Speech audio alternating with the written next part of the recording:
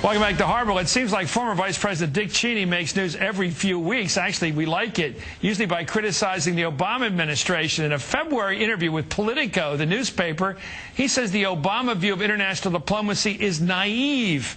Here he is. We need, from time to time, to use military force or all of the resources at our command in order to defend the nation and to defend our friends.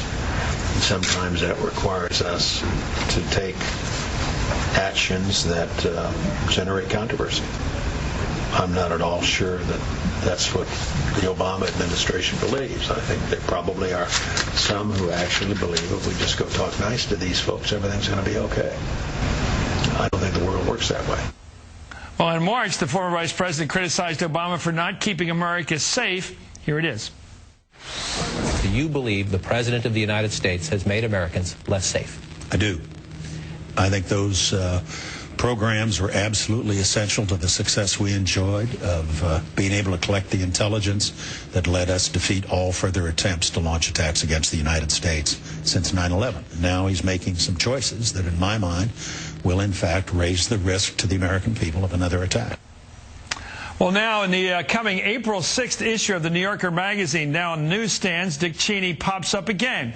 In an article about prospects for Middle East peace, Seymour Hersh, the great reporter, reports that during the transition, quote, Cheney portrayed Obama to the Israelis as a pro-Palestinian who would not support their efforts, and in private disparaged Obama, referring to him at one point as someone who would never make it in the big leagues, or I should make it accurate, never make it in the major leagues. Is former Vice President Dick Cheney out of line in the protocol here? Joining me are Joe Conason, national correspondent for the New York Observer, and Cliff May, president of the Foundation for the Defense of Democracies. Well, it's great to have you two guys going against each other on any reason, but Dick Cheney, I don't know what he is. Let me start with Joe. He always talks like he's in the Situation Room, and he's speaking out of regret at what he sees as the weakness of the other side.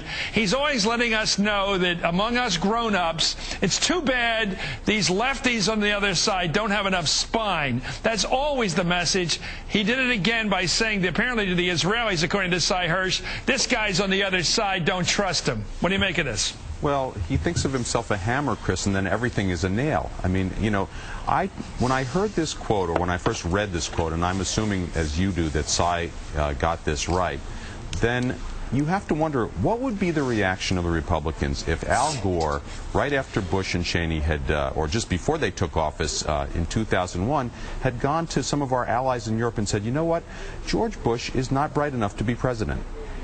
He can't handle this job. He's going to be a big problem for you. He's going to probably push us into a war we don't want. And that had come out as news, that the last administration had said something that in that poor taste, that borderline unpatriotic about an incoming administration. I think the Republicans would have been up in arms about that, and rightly so. Al Gore never did anything like that. He waited years before he started to say anything critical publicly about the last administration, and I think that was the right thing to do. It's amazing that Cheney would do something like this. Well, let me just start by saying I'm not as confident as you guys are that Cy Hersh necessarily got it right. He has an interesting record. He's a bit of a conspiracy theorist. He's predicted any number of occasions that the U.S. under Bush was going to invade Iran, as you know. And he was on a panel with Walter Mondale the other day in which he accused Dick Cheney of heading up an executive assassination squad. You guys both saw that story. So I don't know that this is an accurate characterization.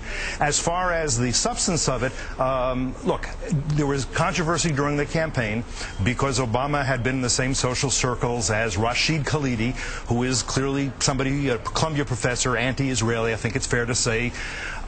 In fact, however, I give Obama credit. He hasn't appointed Rashid Khalidi as an ambassador or anything like that. He's appointed Dennis Ross, Richard Haas, Richard Holbrooke, pretty much centrist guys. He's named Haas already? I didn't know that. Well, Haas is on the short list if he hasn't been named yet. Okay. You're ahead of me on this one. you'll Google it. You'll see Haas is on the list there. But he's named fairly centrist Democrats, I would say, to some of these positions. Is he anti-Israeli?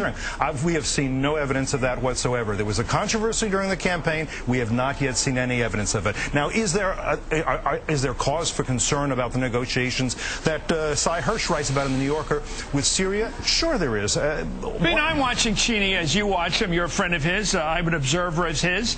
And I watched Cheney. I want Joe to respond to this. I watched him as vice president who would do things to undercut Colin Powell. Powell would be meeting with Prime Minister Sharon over in Israel, representing the United States administration of George Bush. And he'd be meeting with Bibi Netanyahu back in Washington the same hour, constantly sending the message to our allies over there, hey, the real tough guys are me. Talk to me and Scooter. Don't be talking to this guy. He's always offering himself up as the hard side, the tough guy's side, the real face of the Bush administration. Right. It seems like he's doing it again, Joe. He's offering himself up as your real friend, the tough guy. Right. That was inappropriate enough when he was doing that to undermine official U.S. policy in the region, to push his hard line. It's even worse now, Chris, or when this incident supposedly happened in Israel, because he's out of power. I mean, he's gone. These issues were debated during the election. Well, it's actually in some cases during the it was during the campaign. It's not a Logan Act violation because it was during the transition, but during the transition. But they had lost, and their policies had been rejected. And the fact is, however naive or troublesome Cheney finds these policies to be, they are the policies of the United States government now, and he ought to be respectful enough of our democratic processes to basically not try to use his former office to interfere with these kinds of policy decisions. Gentlemen, let's do a fact check. Here is General Petraeus, who both sides politically and everybody respects for his service to the country and his leadership in the Iraq surge. Here he is talking about this whole question, and it's going to be followed in the same bite here by former Secretary of State Condoleezza Rice. Here, listen to this comments by both of them about the effectiveness of this new president. Are the American people less safe because of this new president, as Vice President Cheney says?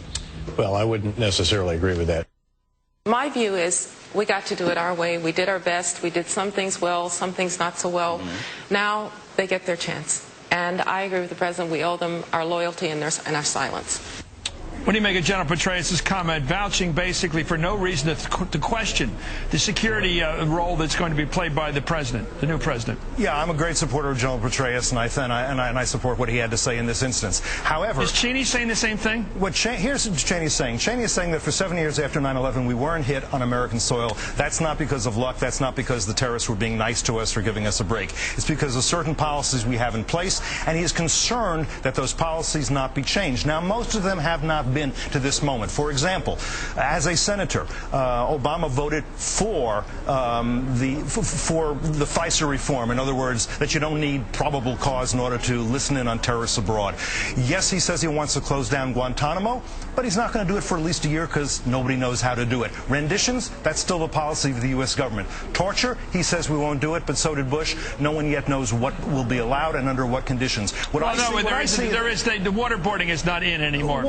3 people were waterboarded ever. But that was it was under very extraordinary circumstances. And by the way, I don't know how Cliff knows how many people were waterboarded. Do you know how many were waterboarded? We know 3 people were waterboarded, and one of them was Khalid Sheikh Mohammed. How'd you get that information? I think we have that information. How'd you get it? I got it from people like Mark Tyson, who was in the White House, who has talked about this. And that's their defense, yeah.